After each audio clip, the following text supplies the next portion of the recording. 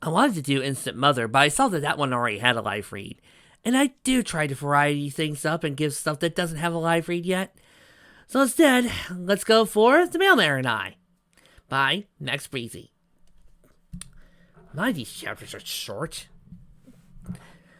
Must be a relief considering all the other ones we've been through lately. Yeah, it is. Still crazy. I never knew what to expect when I moved to Ponyville. Being the new pony in town was always a scary experience, at least in my humble opinion.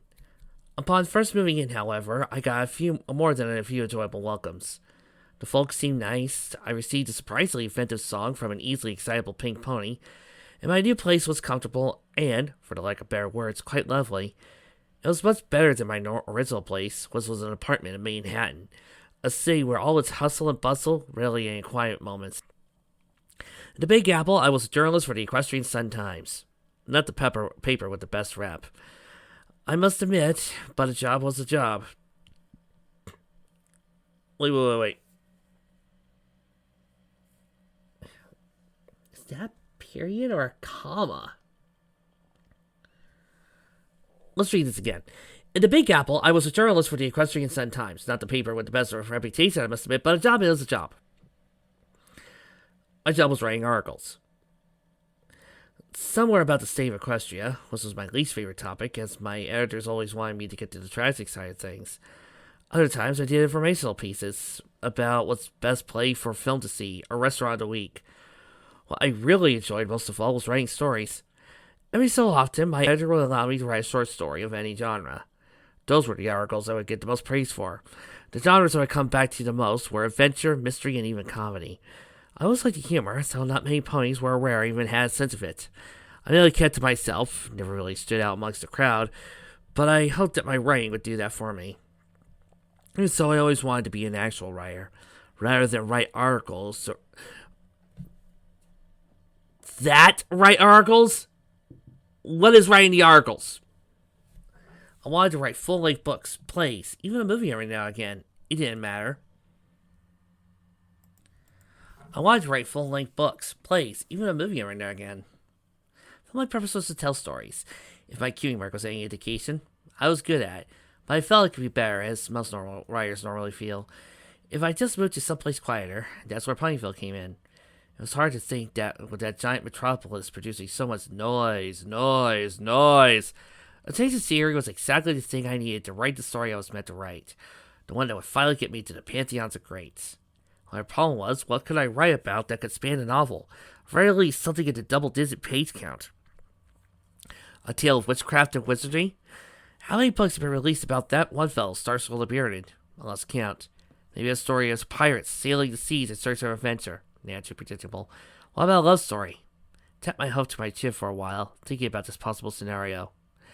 The problem was, my experience on the subject were less than stellar.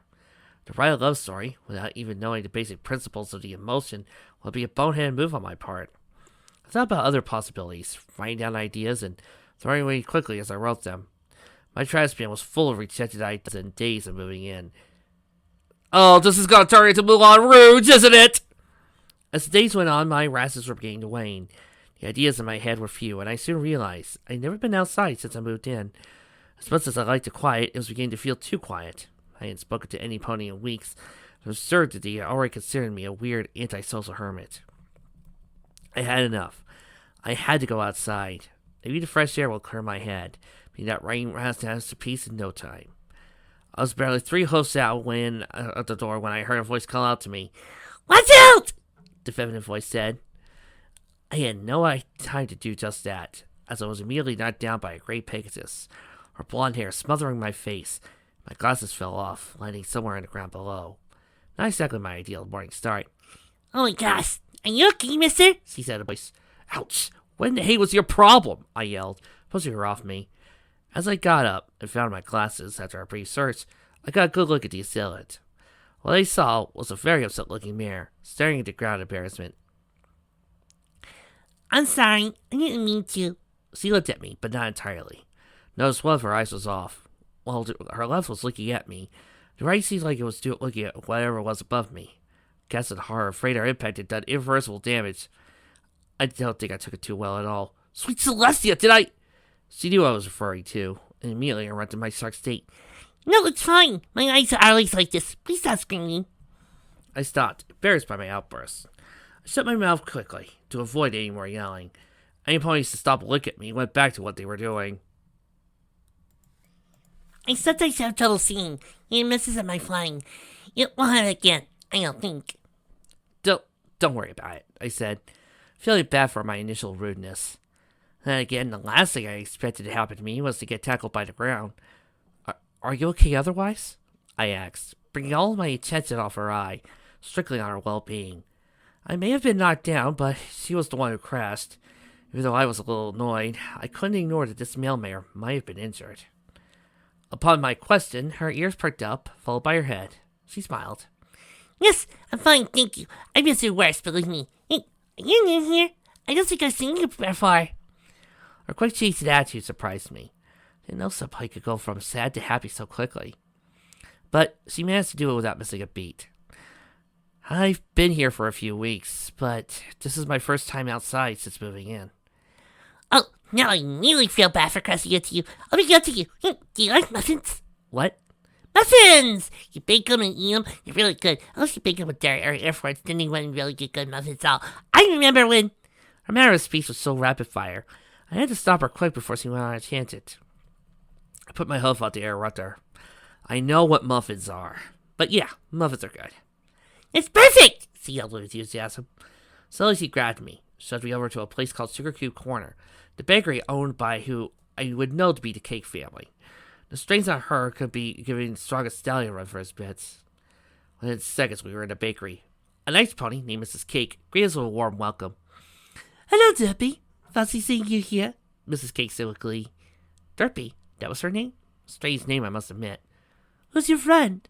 This is your pony that moved in. I crashed into the poor cult while making my rounds, so I'm apologizing for a muffin. Oh, don't you make muffins at home? They're so much better than mine. Don't be so modest, Mrs. Cake. I haven't had time to bake ever since I've been working overtime at the post office. That's a shame. You shouldn't be working so hard. You get exhausted. Nonsense. I'm as energetic as ever. She said with a great deal of confidence. I believe every word of that statement. At last, Derpy pushed me over to the muffin display. There are all kinds of tasty-looking treats to be found. I turned to her, and she nodded with a great deal of speed, excited at the prospect of giving my first Ponyville muffin. Slowly felt the urge to make a good impression on her, for the fact I was being a jerk earlier. I made my choice. That one looks good, I said, pointing to the blueberry muffin. Mrs. Cake placed the muffin on the table while Derpy paid for it. I tried to pay for it for myself, but she wouldn't have any of it. As I looked at the muffin, I see Derpy looking at me with absolute gayness. Go on, she said, anticipating my first bite. I took a bite of the muffin. Saying it tasted good would be putting it mildly. The perfect mixture of blueberries and sweetness of all swirled in my mouth. A smile crept on my face, while Derpy opened her mouth with excitement, letting out a gasp. He likes it! I'm so happy, she said, clapping her hooves together.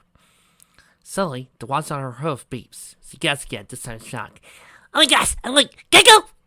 She rushed at the door, narrowly avoiding the frame, which would have left a nasty bump on her head. She was so fast, I thought I was going to witness one of those sonic rebooms I've been hearing so much about. Alas, it was not meant to be. I sat there in Sugar Cube Corner, shell-shocked by the encounter. I met some eccentric ponies where I came from, but I've never met a pony quite like Derpy. In some strange, inexplicable way, I quite enjoyed meeting her. And it was quite a few weeks of my life. Maybe all I needed was a jolt to the cerebellum. It was certainly the most exciting thing that had happened to me in this town thus far. I figured that would be the last time I would spend with any time with her, thinking I was ever saw her again. That'd be something more than a passing by hello or goodbye. That's okay, though. I needed time to write. Chapter 2. Getting to know her.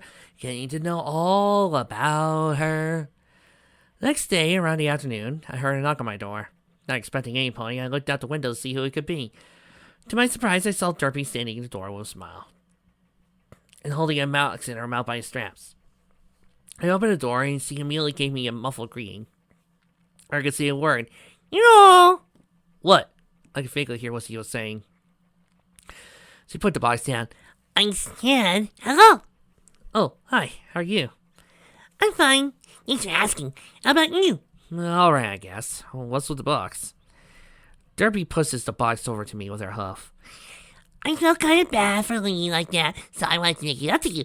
It's a box of blueberry muffins. That's what you could. Freshly baked. This is the second time she wanted to make it up to me. I should have been the one making it up to her. The trouble was, I had no idea what I could do. Derpy, you really didn't have to. No, I wanted to, she said happily. It's the least I could do. Look at the box with a smirk. Nobody had ever given me anything in a long, long time. I'd be lying if I didn't appreciate the gesture. Oh, thank you. I said, bringing the box closer to me. I noticed this bag of mail wrapped to her waist. Then I remember what she said to Mrs. Cake yesterday, and became curious. So, you're a mailmare, huh? I asked. Figured it was a good time as any to get to know her, before she took off again. Yep, I deliver the meals to the citizens of Ponyville every day. Except Sundays, of course. Then I can rest. Must be a hard job, delivering all the mail by yourself. As if I told a hilarious joke, Derpy bursted out with an infectious laugh, catching me off guard. I'm not the only mailman out there, silly. Of course, how stupid of me. I chuckled, almost meeting my face with my hoof for making such a dumb assumption. Still, I can't imagine it being very easy. It's not so bad. I get the heavy packets every now and again, and I do get a little clumsy sometimes. One time, I accidentally dropped a shipment on some pony. My boss didn't like that. Oh my, was the pony okay? She was fine, but I'm still yelled at. I don't like it when ponies are mad at me. She looked down at the ground again, remembering what I first said to her. Yeah, about that. I'm really sorry. It's fine. It's just my eyes. Well, you know. No, really, I responded, assuring her. I truly am sorry. A gentle smile of hers began to slowly creep back on her face, until her watch suddenly beat. Breaking the moment, she looked at it and sighed, disappointed. I have to go. See you later, okay? She unfurled her wings, was getting ready to take off when... Wait! I yelled. She stopped at the last possible second. There wouldn't happen to be any mail from me, would there? Oh my gosh, that's so rude, she said. I thought you didn't know your name. I told her my name, as he dug through the mail bag for letters. Well, sir, what is your name? I mean, I can't really give you any points for character development if I don't know your freaking name! I don't know why I had her do that. But part of me knew that there was nothing in there for me. Maybe I just wanted to see if any pony cared that I was out of town. Or maybe I just wanted her to stay longer. Nope, nothing. Sorry about that. She apologized. Meanwhile, the pony 2 houses down is like, come on, get a move on! It's perfectly fine, really. Maybe next time, right? That's a spirit. I'll see you tomorrow, okay? Tomorrow. Before I could fully respond, she took out the skies with a flash. Just like that, she was gone. I brought the box of muffins inside. Opening the box, along with the fresh smell of blueberry muffins, there was a note, made with red crayon. It read, I'm sorry, let's be friends. The days went on like that. Every afternoon, I'd get a knock on my door. Every afternoon, it would be Derpy. Sometimes a box of muffins, sometimes just to talk. The more she came over, the more I enjoyed her visits. It took me a while to gain some common sense, and finally asked Derpy to come inside the house. It was headed for winter season, and I figured she'd like a cup of tea, or hot chocolate, or hot me. I tell her about my time in Manehattan, my career, and the stories I would write in the Equestrian Sun Times. She's never read them, but I kept all the papers featuring my stories in the closet. On the days where she had extra time, I would read them to her, and she would look at me with the same kind of wonder a young filly would find when you would read them a bedtime story. It became apparent to me as I pulled out each paper that my stories would get longer and more elaborate. I feared Derpy wouldn't understand some of it, but every time I would glance at her face, her amazement never ceased. One particular afternoon, after reading a pretty long story, I was prepared to see her get up and leave, like she always did. But she didn't. She stayed. Read me another one, she told me. Her hose locked on her cheeks, weighing my next tale. Rummaging to the next paper, I realized the story that came next was even longer than the last. I don't know, I said unsure, that she would want to hear it that day. This one's pretty lengthy, and I don't want you to get in trouble at work. Most of my short stories would always extend to either half a page or a full one. The one I pulled out happened to be a 2-page article. The Equestrian Sun Times were notorious for having large pages of text. If it were any other paper, it would have been a 3 to 4 page essay. So let's watch off, tossing on the couch behind her, without any care in the world. Every pony can wait a couple of minutes. Oh, I can see where this is going. What that sounds like. One Sunday afternoon, on a day she didn't have a job to worry about, she asked me to come outside with her. I had nothing else to do. My story ideas were getting smaller by the days, so I accepted. She gave me a tour of Ponyville, along with a mandatory stop to Sugar Cube Corner, and told me all about the town and the citizens. Though you wouldn't know it by the way she looked, or the way she taught. She was very knowledgeable and observant of all the ponies around her. Her viewpoint of the world was naive and innocent, but I found that to be one of her many endearing qualities. She told me stories of her life growing up with her disability, how she could never afford to see a doctor to find if her condition was treatable, and as she has learned it over time. She was so trusting of me that she told me her real name, which was Ditsy Do. She was made fun of when she was younger, saying that her eyes were derped, and the name Derpy stuck. Eventually, she came to accept it, and very few ponies around town are even aware of her real name anymore. She also explained the origin of her key mark, which she made me swear not to tell any pony about. I seem to, it's a pretty funny story. The week after, we took a stroll, and I learned Derpy had family. Visiting the Ponyville Elementary School, she introduced me to her sister, Dinky Doo. Oh my god!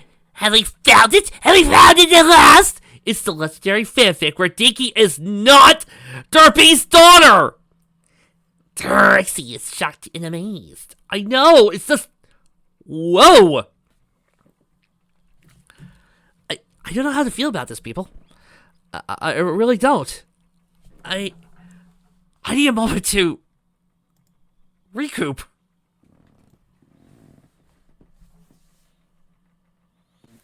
You know, there are just some pieces of fandom that become so ingrained in one's head that sometimes it's just shocking when you're not seeing it.